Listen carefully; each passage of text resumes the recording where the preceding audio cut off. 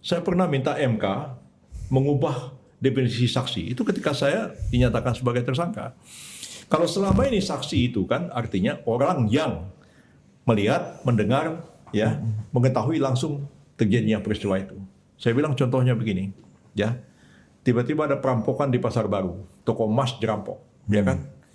Pemiliknya ditembak, selongsong pelurunya ada. Yang nembak tuh saya, katanya polisi. Sidik jari saya ada. CCTV atau apalah namanya, ada semua. Saya tersangka, saksi ada.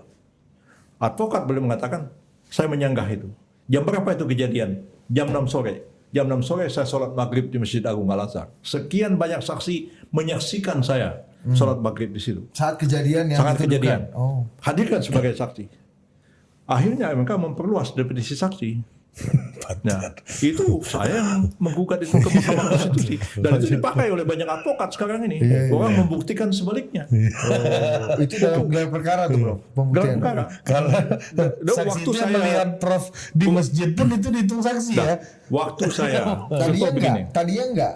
Ini enggak. Tadi enggak ada. Ya. Waktu saya dinyatakan tersangka oleh Kejaksaan Agung, ya, saya minta ada saksi yang diperiksa. Ya. Siapa saksi itu? Saya bilang Ibu Megawati, karena dia memimpin rapat kabinet pada waktu itu. Pak SBY pada itu hadir ke dalam sidang kabinet dan dia tahu ini, tapi tidak dipenuhi oleh jaksa. Tapi dua yang saya ajukan dipenuhi. Siapa? Yusuf Kalla sama Kwi Kian Gi. Maka hadir dan mereka menyanggah semua bukti yang diajukan oleh jaksa. Saya bilang, saya hadir dalam sidang kabinet. Pak Yusril waktu itu membacakan keterangan dan Pak Yusuf kata, Kalla kasih tunjuk.